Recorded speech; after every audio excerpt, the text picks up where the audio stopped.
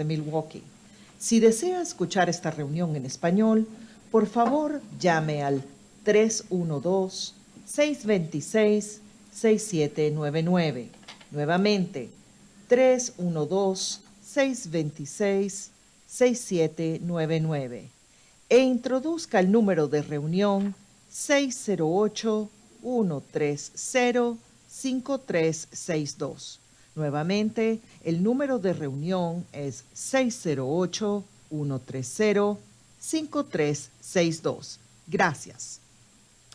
For each of our items of business, we will hold a discussion and public hearing. Those who wish to speak on tonight's items were required to register to speak in advance of the start of the meeting. When you are called upon to speak, please state your name and spell your last name for the record. I ask those who are waiting to speak virtually to remain on the platform until you are called upon to speak. After speakers' time is up, they may continue to follow the meeting at one of the broadcast options mentioned previously. For the sake of fairness and to give everyone a chance to speak, the chair reserves the right to limit the length of time allowed to any one speaker. Written testimony will be accepted for transmittal to the board. Send this testimony to the Office of Board Governance, P.O. Box 2181, Milwaukee, Wisconsin 53201, or fax to 414-475-8071, or email it to governance@milwaukee.k12.wi.us. Just as a reminder, Robert's Rules of Orders dictates that all comments should be directed to the chair of the committee. Also, any questions or requests, including those from the public, committee members, or the administration, are to be directed toward the chair, who will determine the most efficient way to address them. Please be respectful of the democratic process adhered to by the board. For the safety of all and to ensure the good order of the meeting, harassment or intimidation tactics of any kind will not be tolerated. Anyone persisting in disrupting this process will be asked to leave or will be escorted from the meeting and not allowed to return. Anyone ejected from the meeting may continue to listen to the meeting or access the agenda items online. Also, no one other than members of the board, designated staff, and those who have been invited to present or participate in items of business will be allowed on stage before, during, or after meetings of the board and its committees. For our listening audience, if you wish to access this evening's agenda items and attachments online, you may do so by visiting the Meetings, Agendas, and Minutes page on the MPS website and choosing Online Agendas. Now let's begin. Madam Secretary, item 1. Item number 1 is a report with possible action on the fiscal year 2023-24 estimated enrollment and financial forecast. This is an informational item, and although it has been noticed for possible action, no action is required. Would the administration please present the item? Yes, Chair Gogangandi and members of the committee. Each year, the administration and the Office of Accountability and Efficiency develop a financial and enrollment forecast. The forecast will help us predict the district's financial future so that we can make sound budgetary decisions, not only for the next fiscal year, but also for those decisions that have a more long-term impact. Martha Kreisman, Chief Financial Officer, and Matt Chasen, Senior Director of the Office of Accountability and Efficiency, is here and will take a more detailed role in talking us through this piece. Martha? Thank you, Dr. Posley. Chair Gulkangandi, members of the committee, Martha Kreitzman, Chief Financial Officer. I would like to start out by thanking the Office of Accountability and Efficiency, especially Matt Chasen, for the collaboration in completing this forecast. The table before you provides a 5-year forecast of revenues and expenditures, along with the current adopted budget for the school operations fund. So just to be clear, this is only the school operations fund. It is important to note that this is the main funding source for the district and the schools. It does not include grant funds, extension funds that are used for recreation or nutrition and construction funds. I just want to give a little overview of the chart before you. Across the top row, you'll see the revenues as one sum total. MPS had almost $1.046 billion of revenue expected this year for school operations. This includes $84 million of the referendum funding. As you look across the row, that amount is expected to decrease based on current funding status from the state and enrollment projections. Going all the way across, it shows an almost 62 million decrease from the last projected year compared to the current year. As we look down the chart, the expenditures come next. They are detailed out so you can see salaries and benefits, our largest area of expenditures since we are a service organization. Then purchase services, supplies, capital purchases, debt services, insurances, and other, giving us a total expenditure in fiscal year 23 that matches the revenue since we have a balanced budget. As we look across the balance, which is the net of revenue minus expenditures, you'll see that there's a projected almost 59 million deficit for next year, fiscal year 24, in the school operations fund. This deficit keeps growing as the years go out. The last row shows the cumulative effect of the deficit. You may wonder, how could we be projecting a deficit? Remember that our revenue limit per pupil remained relatively flat since the 2010-11 school year, $10,013 compared to $10,476 in fiscal year 21. And there was not an increase in fiscal year 22 or 23. The only increase we received was due to the taxpayers agreeing to our referendum. With CPI at 8%, you can see that costs are rising at a faster rate than our revenues. This emphasizes the need for state funding that not only keeps pace but makes up for past allocations.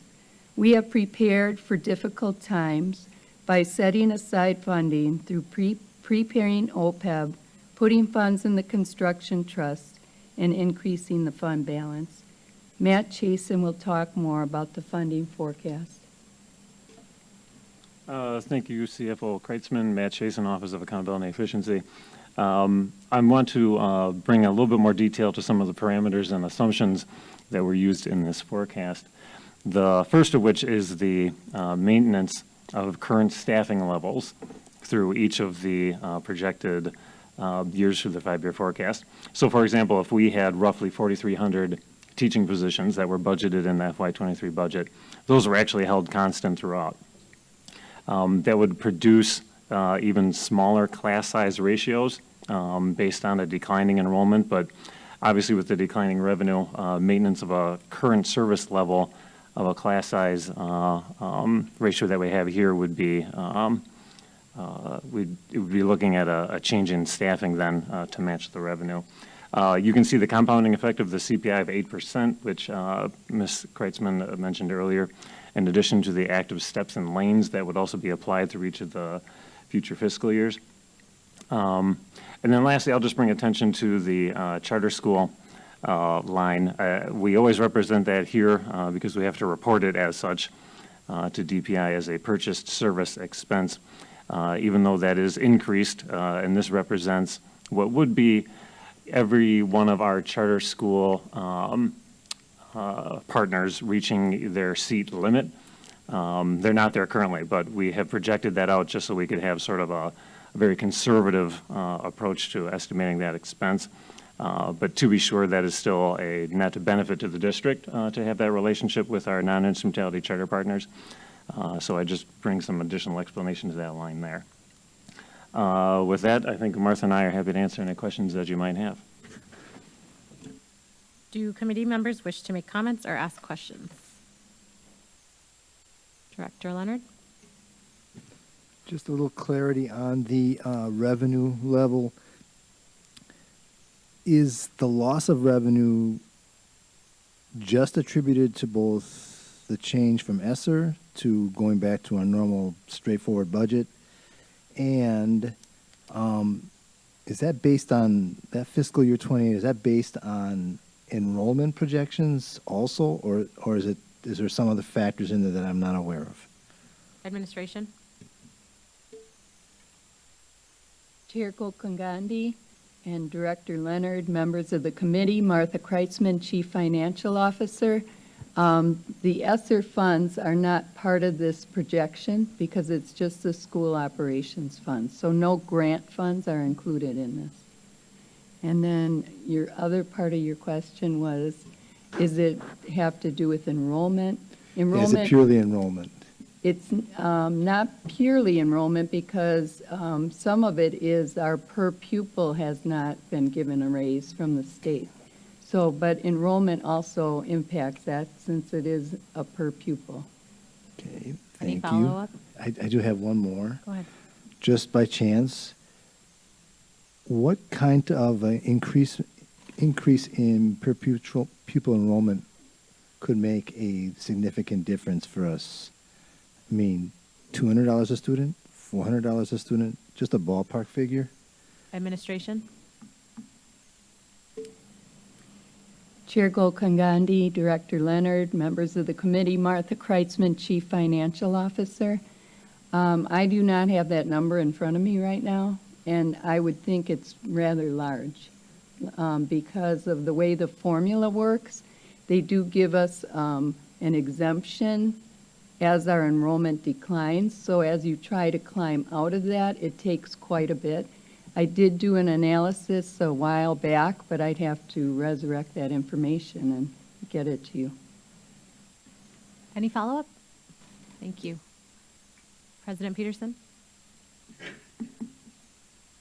Yeah, I have a couple of things, but first, could you repeat in terms of the enrollment? You said you gave some figures for during 2010, 2011, and then up, and then now just the current difference. Does that make any sense in your presentation? Administration? Chair Golkangandi, Director Peterson, members of the committee, Martha Kreitzman, Chief Financial Officer. You were talking about the per pupil amount? Yes. Okay, so in 2010-11 school year, our per pupil amount was $10,013. And then in fiscal year 21, it was $10,476. $10,476. So over that whole period, that's the only increase we had. And then the next 2 years after that, we got no increase. So it would still be there, except it doesn't look like that for us because we have a referendum and they include that in our per pupil. But if we hadn't had the referendum, we'd still be at that amount. Any follow-up? Yes. Just to state that I know some folks, some school boards and organizations such as the Wisconsin Network, Public School Network, estimate that we really should be getting about $1,500 per student. In addition, instead of $200 or $300, $1,500 would for all, actually not just MPS, but for the entire state. And that's not, and the other thing that's not talked about enough is the fact that we're getting 30% reimbursement for special education costs. And if we were to get 60 or go up to 90%, which is what the 90% is what the special needs voucher program offers to schools. If we were to get that, that would be over 100 million, about different figures, but 130 million or so additional monies per year. And so it's clear that the state has a huge responsibility. Luckily, they have a huge amount of money. Unluckily, some people in that legislature wishes to not share that with the students and children of the state. I'll have another question, but I'll come back after. Sure. Administration? Any comments? Director Golkangandi, Chair Golkangandi, I'm sorry, Director Peterson, members of the committee, Martha Kreitzman, Chief Financial Officer. I just agree with everything that you just stated, so I don't have any other comment? 1,500 additional per pupil would really help. Any other comments?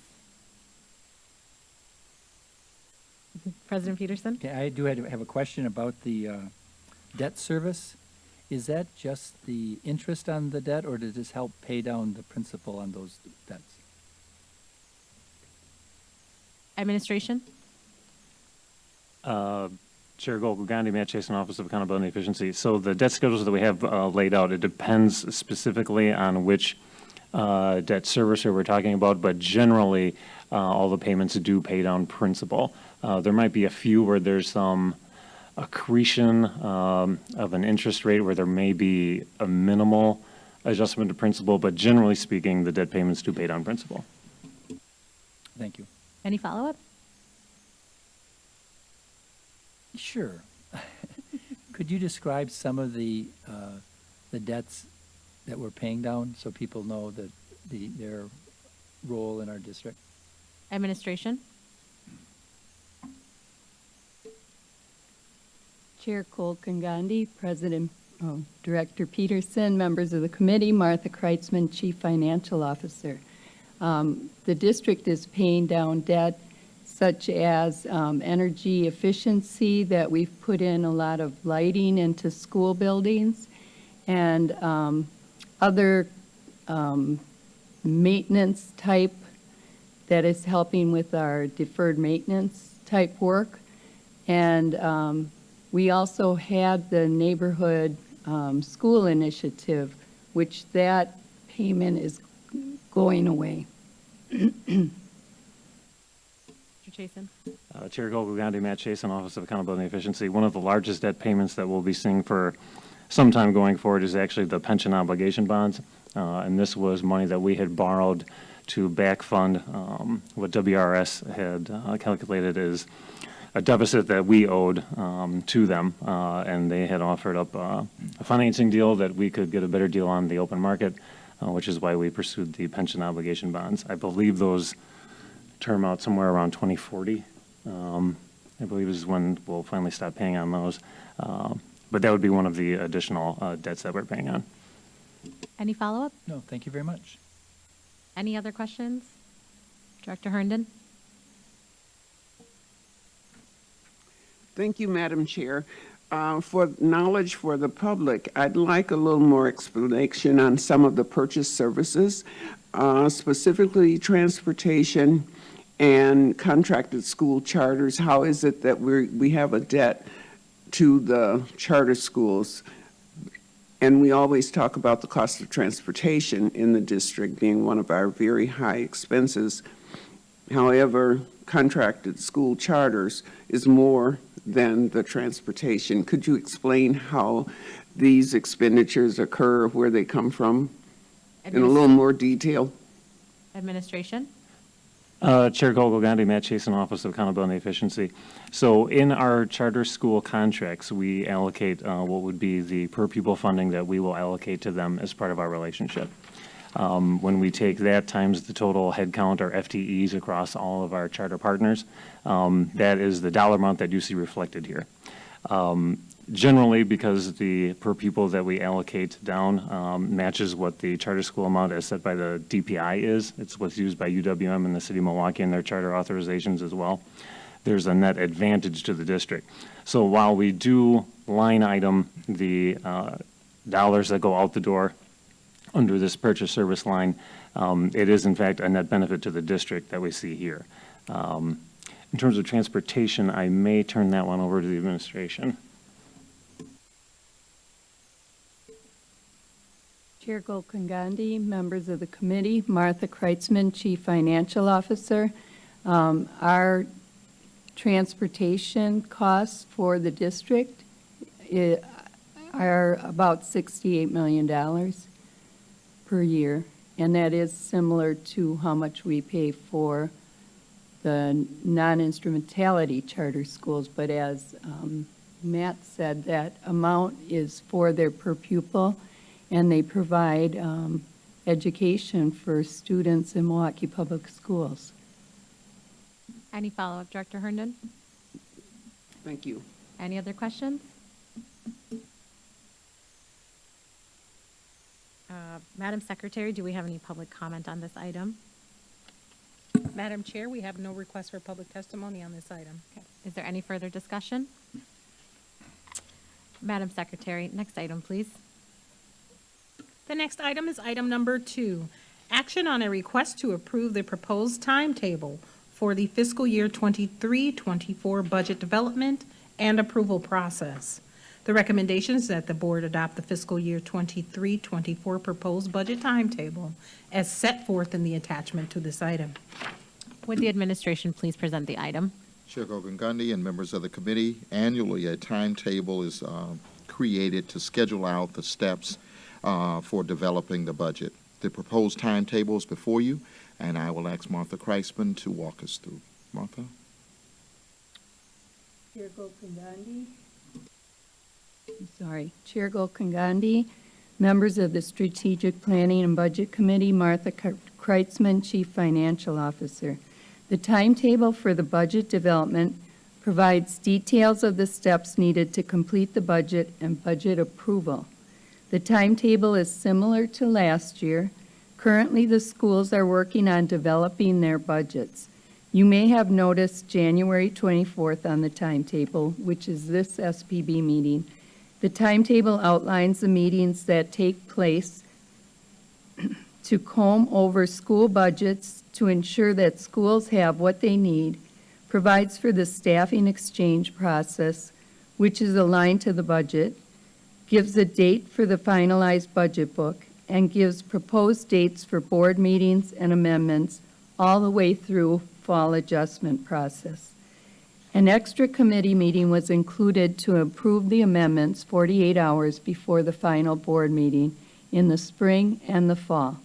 Board dates for the proposed budget start on page 2 and go on to page 3, with the fall adjustments falling right after that. We are happy to answer any questions. Do committee members wish to make comments or ask questions?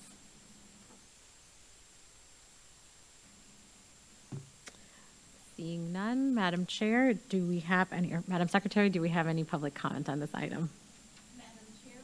No request for public testimony on this item. Okay. What is the pleasure of the committee with respect to this item? Director Leonard? I move that we approve the budget timetable. Can we have a second? Second. Director Garcia? Is there any further discussion? Will the secretary please call the roll? On Director Leonard's motion to approve the administration's recommendation for the proposed timeline for the 23-24 budget development and approval process. On the motion as read into the record, Director Garcia. Aye. Director Herndon. Aye. Director Leonard. Aye. Director O'Halloran. Aye. Director Peterson. Aye. Director Simpson. Aye. Director Taylor. Aye. Chair Gokongandi. Aye. That's 8 ayes. The motion passes. Madam Secretary, next item, please. The next item is item number 3, which is action on a request to approve the proposed fiscal year 23-24 budget parameters and priorities. The recommendation is that the board approve the proposed fiscal year 2023-2024 budget parameters as listed in the attachment to this item. Would administration please present the item? Chair Gokongandi and members of the committee, budget parameters and priorities are developed to guide the decision made during the budget preparation process. This item outlines the proposed parameters and priorities that, if approved, will be used to develop the 2023-24 fiscal year budget. These priorities may be modified based on available resources. Martha Kreisman, Chief Financial Officer, will share additional information concerning the budget parameters and priorities. Thank you. Martha. Chair Gokongandi and members of the Strategic Planning and Budget Committee, Martha Kreitzman, Chief Financial Officer. Tonight, we are presenting proposed budget parameters and priorities that, if approved, will be used for the planning and development of the budget. The parameters before you tonight align to the goals of the district, along with the 5 priorities of success. The budget parameters will guide the district to increase access to high-quality educational opportunities and positive supportive school environments that result in better student academic outcomes. There are 13 priorities before you for your discussion and potential approval, and we will answer any questions. Thank you. Do committee members wish to make comments or ask questions? Director O'Halloran. Thank you. I just wanted to ask if there are different ones from last year, if there are any differences from prior, excuse me, priorities that you would like to highlight. Administration. Chair Golkangandi, Director O'Halloran, members of the committee, Martha Kreitzman, Chief Financial Officer. In the list, there is number 2 is a new one. Reallocate resources to improve academic achievement by providing small group instruction in the area of literacy, English language arts, and literacy mathematics. And then also number 9, explore operating efficiencies, including those related to district operations such as payroll, professional development, the hiring process, and temporary housing for international teachers. The other ones are ongoing priorities that we feel are important to continue the work. Any follow-up? Any other questions? Director Peterson? Not a question, but for a listening audience, given that some of the conversations we have had about school lunches, number 10 is to increase the number of site-based production kitchens, and number 11 is implement a kitchen equipment replacement schedule based on inventory aging report. I'm pleased to see those there, as they were previous years as well. Administration, any comments? Chair Golkangandi, Director Peterson, members of the committee, Martha Kreitzman, Chief Financial Officer. We think that it's very important to keep that in our forefront so that we continue that work. We are in the midst of ordering. We have orders out there, but it takes a while to get things, and we are busy moving work forward that possibly the public doesn't see at this moment. So thank you. Any follow-up? Any other comments or questions? Director O'Halloran. Thank you. One more question about the possible cost of living increase. When do we know? I know there's a maximum that we can do per the state. When do we find out what that maximum is and what our likelihood of possibly being able to meet that would be? Administration.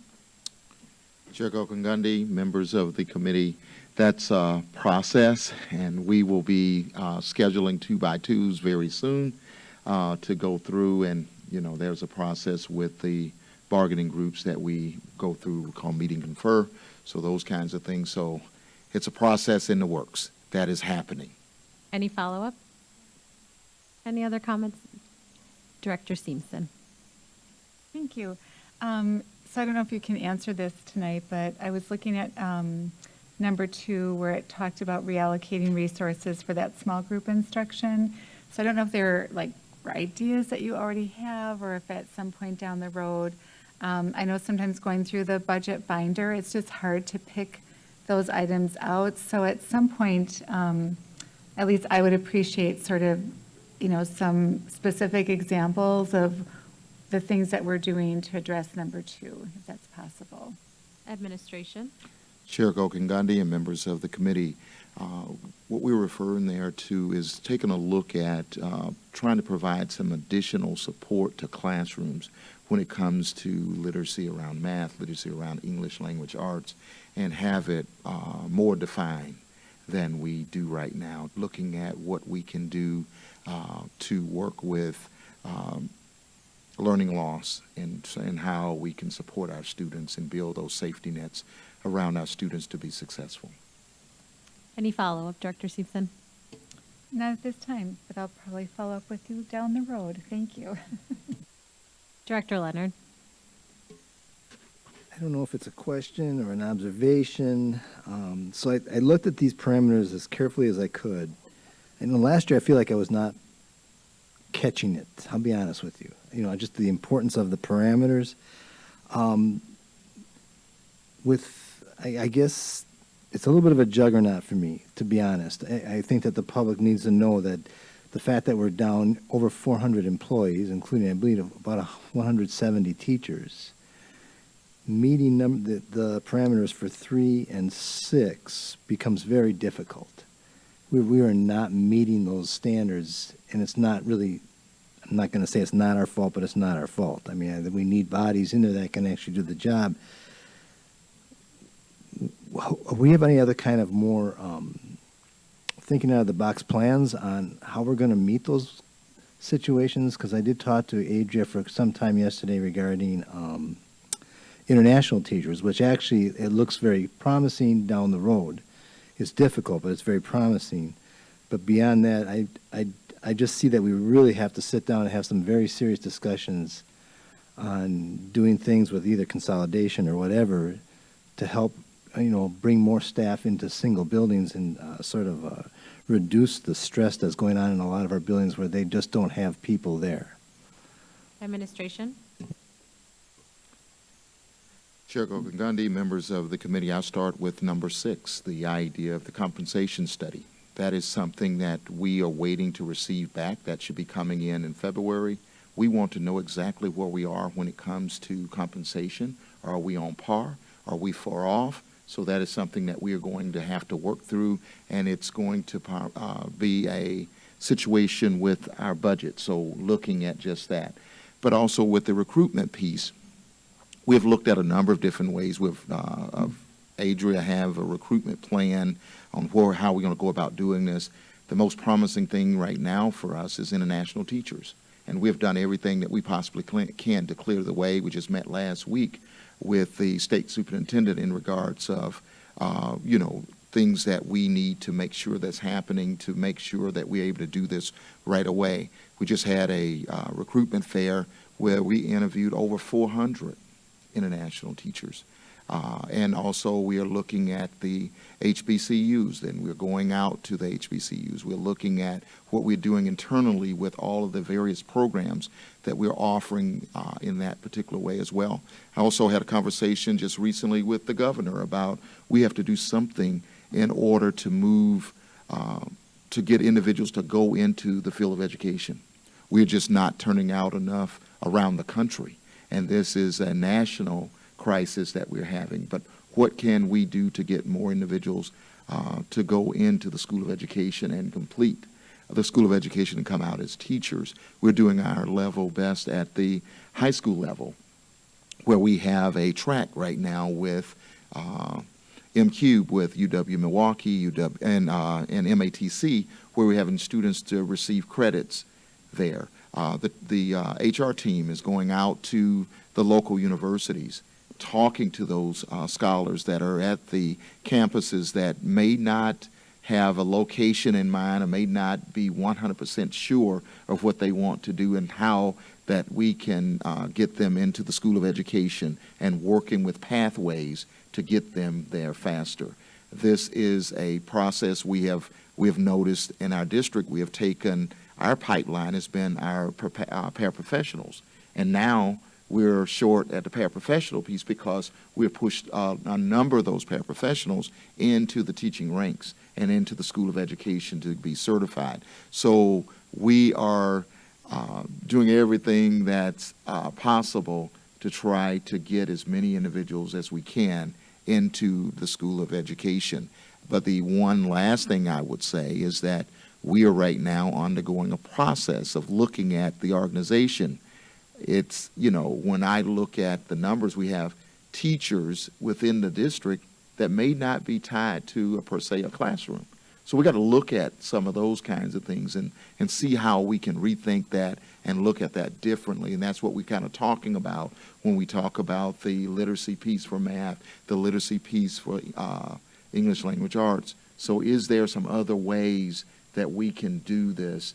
And The last and our rest after this one is the idea that we need to look at a change in the state policy, because we have a number of retired educators that could fill a number of these classrooms, but they are not going to do that when they can only work 20 hours a week or 880 hours a year and worry about double dipping into their pension. So a number of states have cleared that hurdle out of the way where they are able to do so. And I've had conversations with the powers that be that we need to see what we can do around that. So there's a number of different things that we're going to have to do to approach the crisis that we're faced with. Any follow-up, Director Leonard? Thank you for giving me all that. Actually, that gives me a little bit of hope, so I appreciate listening to that. Hopefully, we'll see the state come around and help us out with this. Thank you. Director Taylor? Thank you, Chair Gokul Gandhi. My colleagues kind of brought up 2 and 3. I guess I was a little bit concerned, how can we lower classrooms when we have issues kind of filling them? But I definitely can attest to the work the administration is doing with the international piece in HBCU. I've been a part of some of that, so they have definitely been diligent in that. I guess one of the things that came to me is number 8, when it talked about the modifications for benefits and identify cost savings and increase efficiency. And not saying this is what the administration mean. I'm getting close to my question. Whenever I see something like that, it's almost as if we're going to try to see what can we do to eliminate costs, but it's going to cost something greater on the other side. So that's very alarming to me. So if they can kind of help me out and put that on pause, exactly what does that mean? Administration? Chair Gokul Gandhi and members of the committee, this is something that we look at when we talk about cost savings. We have to put everything on the table that we have out there to take a look at to see, can we, make some adjustments somewhere along the way. And so this is something that we have always put out there, and seeing there is, we have individuals that we work with that can give us basically a reading on where we are, what we need to be, but in looking at, is there any way to find a way for cost savings there that won't hurt the, our employees. Yes. But just the idea that is something that when we are in a situation that we're in, without the funding that's needed, we have to look at underneath every stone that we have. And this is just full disclosure and transparency that this is, when you look at cost drivers, we have to look at those areas if we're going to make a difference. We could do some small things that may not address the bottom line when it comes to the deficit, but the idea, these are things that we have to take a look at and address. Any follow-up? Absolutely, and I understand that.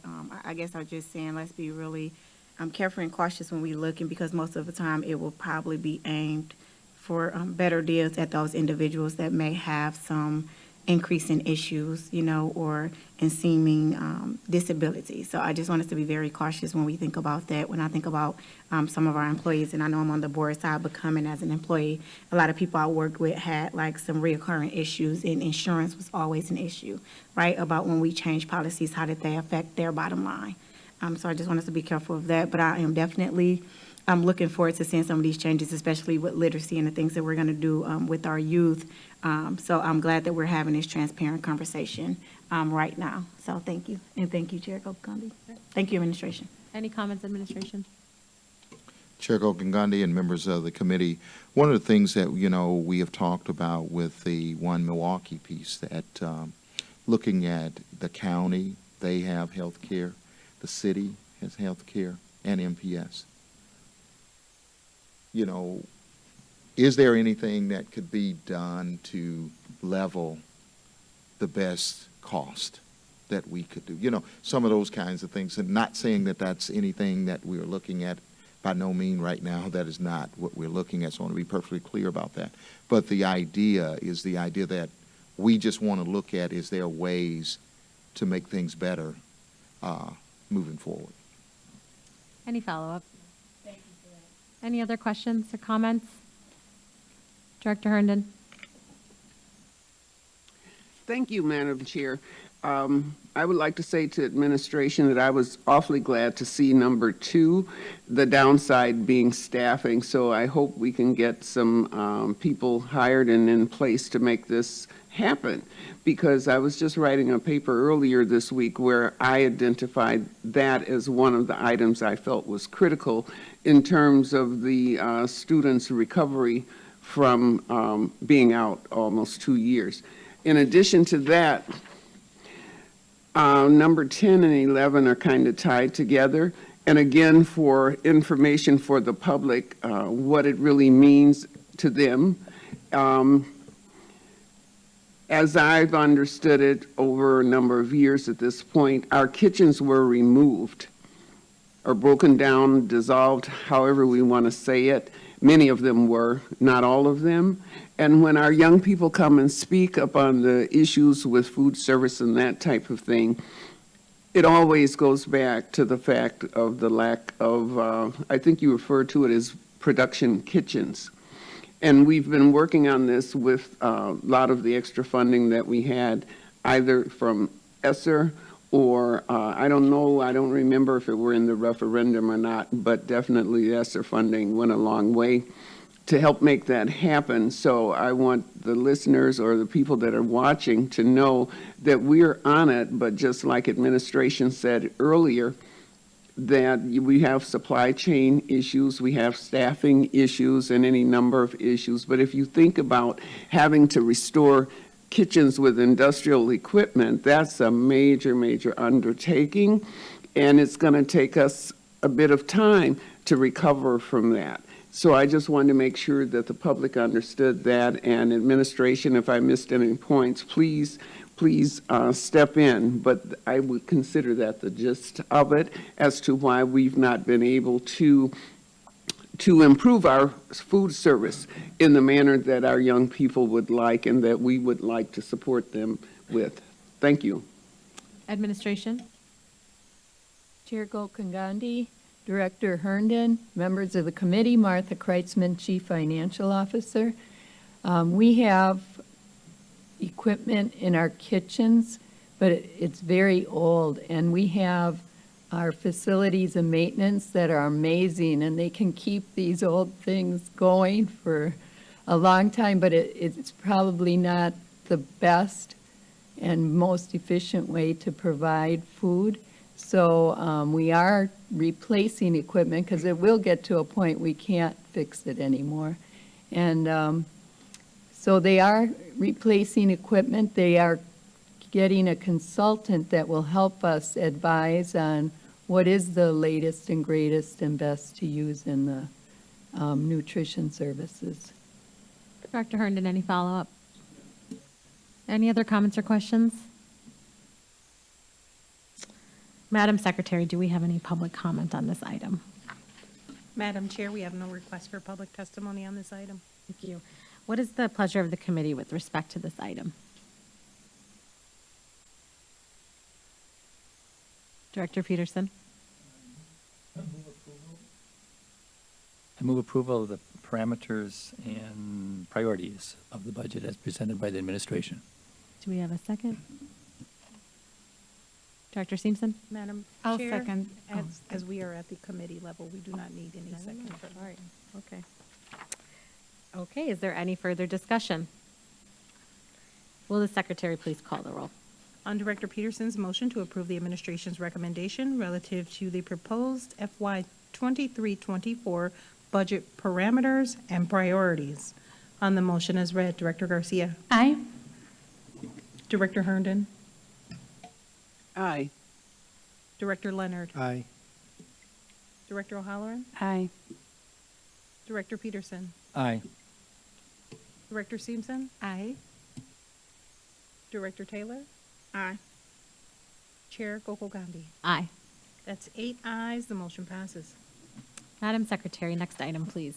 The next item is item number 4, which is action on a request to approve the plan for the use of the back-to-school supplemental aid from the Wisconsin's American Rescue Plan Act, ARPA, the ARPA funds. The administration recommends that the board authorize and approve the plan for ARPA aid as follows. One, use $6,568,360 back to school supplemental aid for the approved safety assessment at the cost of $799,948. And two, the remaining $5,768,412 will be reserved for unfunded or over-expended elementary and secondary school emergency relief line items.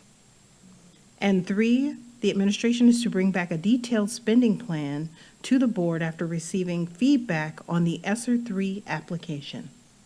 Would administration please present the item? Chair Gokongandi and members of the committee, the item before you request approval for the plan to use the back-to-school supplemental aid provided by Governor Evers from the Wisconsin allocation of the American Rescue Act. So I have Martha Kreisman, Chief Financial Officer, is here to provide additional information. Martha? Chair Gokongandi, members of the committee, Martha Kreitzman, Chief Financial Officer. The amount of funding that we were given by Governor Evers for the back-to-school supplemental aid, which is part of the ARPA funding, was about $6.6 million. And the safety assessment that was already approved, we would like to be able to use this funding to pay for that, and that's about $800,000, just under. And then there's remaining funds of about $5.8 million. And our ESSER funding, it's kind of a juggling act right now. Things come up that, well, can we use ESSER, and other things happen with ESSER, such as prices are going up. Things that were planned at a certain budget, now it's increased. And we don't know, with the end of ESSER 2 in September, how is all that going to land? We do have ESSER 3 to help as a backup plan for ESSER 2, but that's where it gets into kind of that juggling act. And then when we get to ESSER 3, our plan was submitted in April, and it has not been approved yet. So we're spending money that we can't claim. And then on the backside of all that, school districts are told they're not spending their ESSER funding. Well, that's not necessarily the truth. The spending's happening, but the claiming can't happen. And so because we can't claim and we don't have an approved application, if something would come back that it's not approved, and what if we already have been spending on it, we need like a backup plan, and this funding would be perfect for that. Also with the construction projects, a lot of that, the prices are rising, and so we do need a backup plan. But we know we shouldn't just spend without bringing it back to the board. So we'd like to, once we have that better planned, we can bring it back to the board, since this funding can be spent all the way to 2026. So even if we waited to the end of ESSER 3, we could still spend the money. Do committee members wish to ask questions or make comments? Director Leonard. Just, I guess because of just the amount of money from all the different states, I'm not surprised it's taking a while to get that all through. But aren't they also on a timetable? Don't they have to make these approvals so we can move ahead? I mean, I'm just asking because it's making me nervous when I think of all that, everything that we've set up, and we're still waiting on them to give us the stamp of approval. Administration. Chair Gokongandi, Director Leonard, members of the committee, you're correct that there's a timetable, and the money would end up being given back if we can't spend it. It would also put us in a bad place.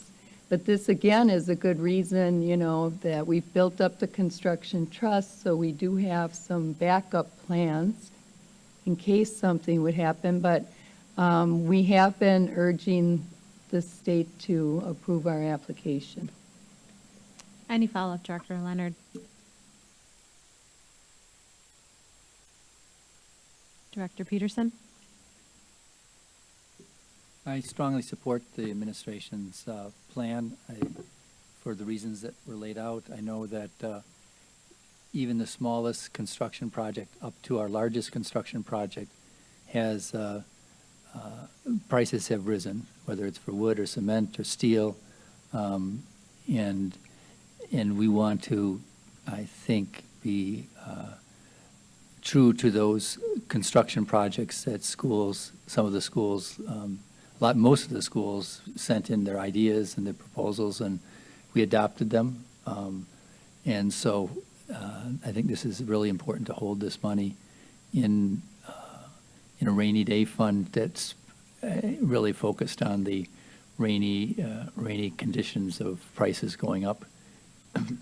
The last thing I'll say is, construction costs throughout the country are high. You can see, and there was a report on NPR tonight about all the work that's being done in terms of construction on so many different levels that it, again, pushes up the cost sometimes in terms of not only the materials that are using, but the labor power. So please support this. Any other comments or questions? Director O'Halloran? I move approval of administration's recommendation. Madam Secretary, do we have any public comment on this item? Madam Chair, we have no request for public testimony on this item. Okay, great. Is there any further discussion? Okay, will the Secretary please call the roll? On Director O'Halloran's motion to approve the administration's recommendation relative to the plan for the use of the back-to-school supplemental aid from the Wisconsin American Rescue Plan Act, ARPA funds. On the motion as read, Director Garcia. Aye. Director Herndon. Aye. Director Leonard. Aye. Director O'Halloran. Aye. Director Peterson. Aye. Director Simpson. Aye. Director Taylor. Aye. Chair Gokul Gandhi. Aye. That's 8 ayes. The motion passes. Madam Secretary, next item, please. The next item is item number 5, which is an update on Resolution 2122R-8, Strategic Planning. This is an informational item, and although it has been noticed for possible action, no action is required. Would administration please present the item? Chair Gokul and members of the committee, this evening the administration will provide an update on the development of the strategic plan. Here with me is Dr. Melanie Stewart, Director of Student Performance. And after she has completed her presentation, we will be more than happy to answer any questions that you may have. Dr. Stewart. Good evening, Director Gokul Gandhi, members of the committee. I'm Melanie Stewart, Director of Research, Assessment, and Data, and tonight we are presenting an update on Resolution 2122R008, Strategic Planning. As we have said in our other presentations, this project not only looks at the 5 priorities of success, but it looks at every single priority of success. We are looking to increase academic achievement and accountability. We're improving our district and school culture. We are trying to develop our staff more efficiently. We are ensuring fiscal responsibility and transparency, and we are strengthening communication and collaboration across the district. As you will recall, in October 2021, the board approved our resolution, and the requirements of the strategic planning process is to have a timeline, to have community-wide input, plan that covers specific timeframes, which will be 5 years, include mission and goals and objectives, and to include accountability measures as well as annual performance targets. We begin first by looking at our mission. Milwaukee Public Schools is a diverse district that welcomes all students and prepares them for success in higher education, post-education opportunities, work, and citizenship. This mission has guided the work of the Strategic Planning Committee. We also have used the Baldrige Excellence Framework as an overview to provide us a framework and structure with which to work. Here's the team. The team is made up of members of all the offices within the district and bring a plethora of skills, knowledge, and perspective to our work. Tonight, the update begins with our strategic planning surveys. We're at the collecting information from the community. We had a kickoff presentation that was delivered to school leaders on January 11th and to central service leaders on the 12th. The strategic planning surveys were released on January 17th, and we also included short videos that could be shared with leaders, with teachers, so that they could be viewed prior to staff and students taking the survey, just giving them a little bit of background on strategic planning. We also have worked with the Department of Communications on many fronts, including a website that has been updated. Starting with students and staff, we are partnering with the University of Wisconsin-Milwaukee to ensure confidentiality so that people feel free to share their thoughts and opinions. School leaders have been asked to schedule a day either this week or next week with their staff to provide time during the workday for the staff to take the survey and also to set aside time for students in grades 6 through 12 to take the survey.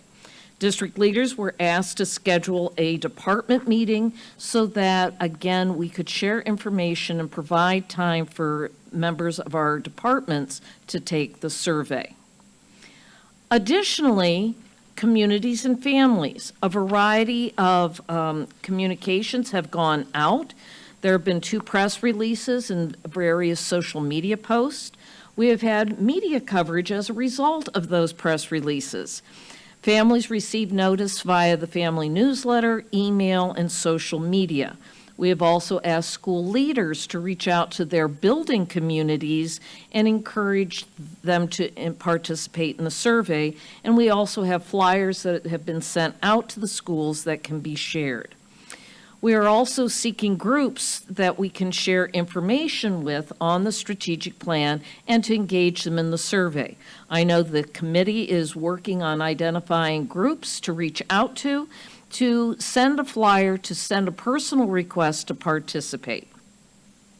We have additionally done an update of our website. There was an update on the main page. We have posted the organizational profile that was developed by the Strategic Planning Committee based on the guidelines of the Baldrige Framework. We are starting to release the data that you reviewed at various meetings and work sessions, so that's available for the community to review. We have the community and family link available, and the survey count says here updated weekly. I updated and looked 3 times today. And so with that, I'd like to share with you that at 5:20 this evening, we had 3,986 students who have taken a survey. We have had 1,669 school staff that have completed it, 269 here at Central Services, 50 that claim both central service and schools as their site, work site, and those that I've identified as other, there were 41. We have had 1,106 families complete the survey, and we have had 925 community members complete the survey.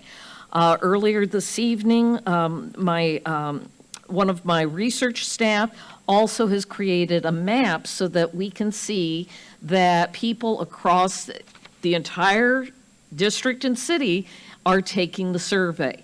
And so we have both for the community survey and the family survey. So those are things that have just happened within the last couple of hours as we collect data.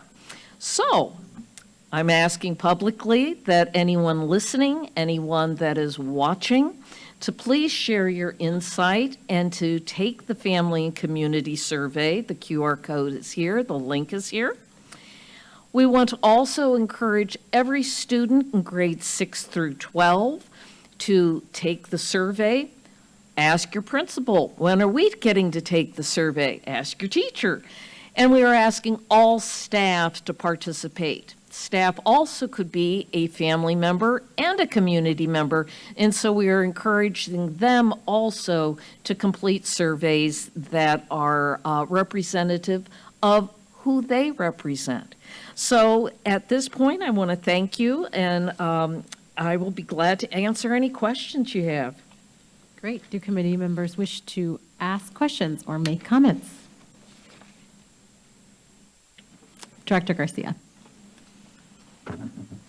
The only observation that I wanted to share is that when I go into the Spanish language website part of it, there's really nothing in Spanish about the strategic plan.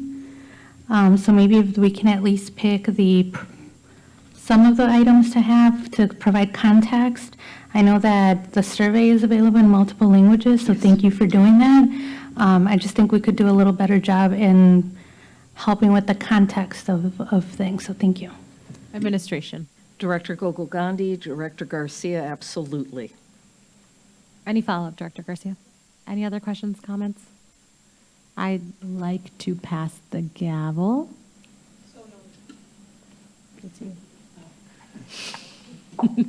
Director Gokul Gandhi.